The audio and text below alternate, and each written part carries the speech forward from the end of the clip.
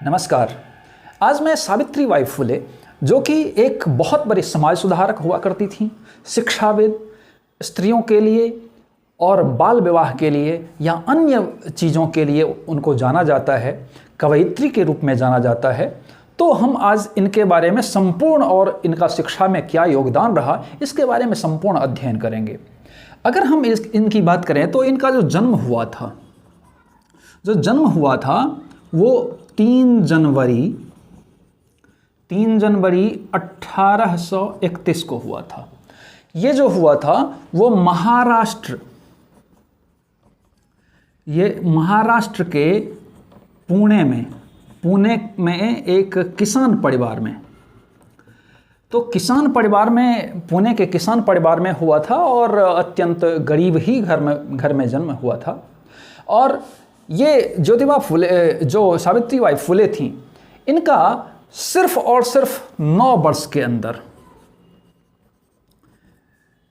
तो हम ऐसा कह सकते हैं कि इनका सिर्फ 9 वर्ष में क्या हो गया, विवाह हो गया।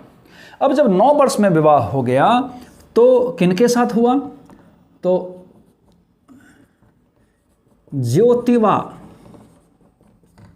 ज्योतिबा राव फुले के साथ इनका विवाह संपन्न हुआ और चलता रहा और इनकी अपनी कोई संतान नहीं थी। जब इनकी अपनी कोई संतान नहीं थी तो इन्होंने एक महिला विधवा, एक ब्राह्मणी थी, उनसे पुत्र को गोद लिया। अब पुत्र को गोद लेती हैं तो इनका, चूंकि ये दलित परिवार से थी, तो इनके घर परिवार में या इनके परिवार में काफ़ी इसका विरोध हुआ। जब विरोध हुआ तो उन्होंने अपने परिवार को त्यक्त कर दिया, अपने परिवार वालों को छोड़ दिया और कहीं दूसरी जगह चली गई। अगर हम देखें तो 1848 एक प्रमुख डेट है। 1848 में सिर्फ 9 बच्चों के साथ ये एक स्कूल खोलती हैं, विद्यालय को खोलती हैं। जब विद्यालय को खोलती हैं, इसी के कारण से इनको आधुनिक पद्धति में, आधुनिक शिक्षा में भारत में इनको पहली महिला शिक्षिका भी कहा जाता है और पहली महिला प्रधानाध्यापिका भी कहा जाता है। तो दोनों ही कहा जाता है। तो कई बार ऐसा पूछ लेता है कि पहली महिला अध्यापिका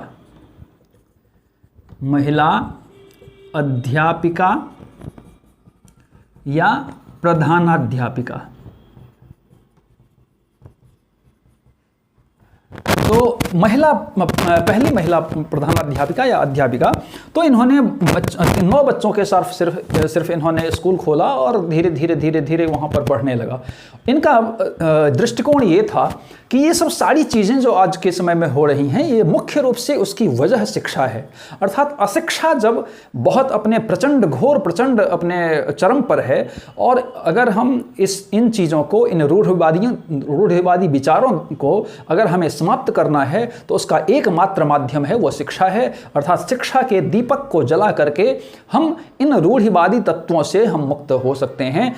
इसके अलावा इन्होंने 1863 में, कब, 1863 में ये बाल हत्या प्रतिभानक गृह, ये बाल हत्या प्रतिभानक गृह की स्थापना करती हैं। इनका उद्देश्य था जो कि जितनी भी महिला विधवाएं हैं, तो विधवाएं हैं, औरत हैं, और या फिर बलात्कार पीड़िता औरत हैं, इन लोगों को कई बार जो बच्चे होते थे तो जो परिवार है या समाज है वो एक्सेप्ट नहीं करता था।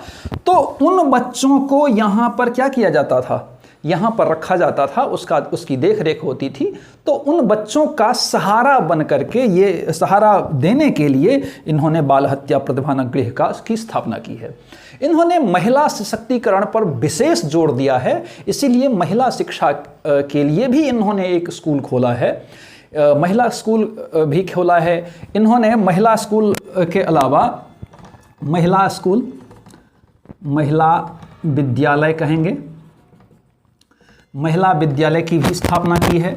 इन्होंने कृषि से संबंधित रात्रि विद्यालय की भी स्थापना की है। रात्रि विद्यालय की भी स्थापना की है, जिसमें कि जो किसान मजदूर वगैरह लोग होते थे वहाँ पर वो चूँकि दिन में तो काम करते थे तो वो रात्रि विद्यालय में रात को पढ़ने के लिए आते थे। तो किसी भी प्रकार से शिक्षा देने का इन्होंने हर संभव प्रयत्न किया है। तो मुख्य रूप से अगर हम देखेंगे तो इन्होंने महिला सशक्तिकरण पर विशेष ध्यान दिया है, विशेष बल दिया है। तो इन्होंने जो विधवा लोगों को विवाह करवाना, उस समय में विधवा लोगों को विवाह करवाना बहुत ही दुर्लभ कर्म होता था, और इन्होंने ठाना है और महिला लोगों को, जो विधवा लोग हैं, उनकी भी शादी हो, इनका इन्होंने प्रस्ताव किया है और उनका पुरजोर उन्होंने समर्थन किया है। फिर महिलाओं की शिक्षा के लिए इन्होंने समर्थन किया है। फिर जो बाल अपराध होते हैं इसके लिए इन्होंने काम किया है। बहुत सारे इन्होंने काम किए हैं। अब हम अगर देखेंगे तो इनकी रचना जो है, इनकी जो रचना है वो एक था ये काव्य फूले, और दूसरा था 52 काशी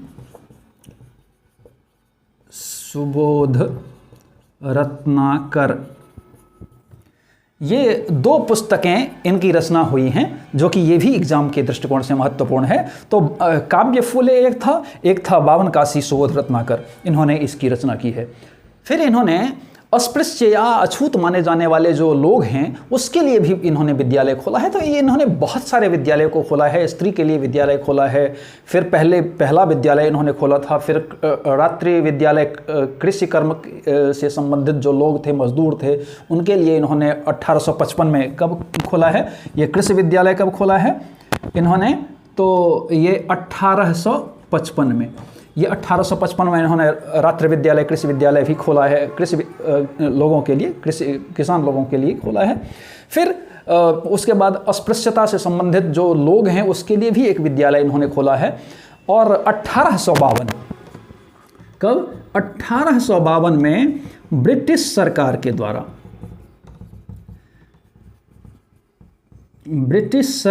द्वारा इनको शिक्षा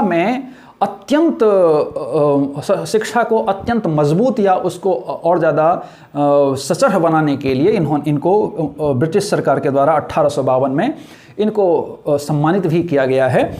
और इनका जो 10 मार्च 1897, ये 10 मार्च 1897 को इनकी मृत्यु हो गई है। चूँकि उस समय में 1897 के आसपास एक प्लेग नाम की बीमारी आई थी, और ख़ास करके महाराष्ट्र की अगर हम बात करें तो प्लेग नाम की बीमारी आई थी, और भयंकर बीमारी आई थी। उस समय में प्लेग होना एक मरने के समान ही था, वो उस समय लाइलाज के ही समान था। और इन्होंने बिना सोचे समझे इन्होंने सभी प्लेग से पीड़ित लोगों की रक्षा की है, और अपने पुत्र के साथ इन्होंने उनकी सेवा की है। सभी प्लेग से पीड़ित लोगों की इन्होंने सेवा की है, और बाद में ये खुद प्लेग से ग्रसित हो जाती हैं, और जिसके कारण से ये 10 मार्च 1897 को इनकी मृत्यु हो जाती है। तो ऐसा मानना है कि संपूर्ण अगर देखेंगे तो इनका जो वृत्तांत है, इन्होंने सर्वोपरि काम किया है, खास करके शिक्षा को आगे बढ़ाने के लिए, खास करके महिलाओं को आगे बढ़ाने के लिए, महिला सशक्तिकरण के लिए इन्होंने बहुत प्रयास किया है। इन्होंने विधवा लोगों के लिए, इन्होंने बाल विवाह से संबंधित लोगों के लिए, इन्होंने अछूत और ये छूत मानने जाने वाले अस्पृश्यता से संबंधित लोगों के लिए इन्होंने बहुत सारा काम किया है। तो मुझे लगता है कि इस माध्यम से आप बेहतर ढंग से समझे होंगे। इसी प्रकार से पढ़ने के लिए आप एजुकेशन प्रवाह यूट्यूब चैनल को सब्सक्राइब कीजिए, लाइक कीजिए, शेयर कीजिए, कमेंट कीजिए, और साथ ही बेल आइकन जरूर प्रेस कीजिए ताकि आपको आने वाले सभी वीडियो मिलती रहे। धन्यवाद।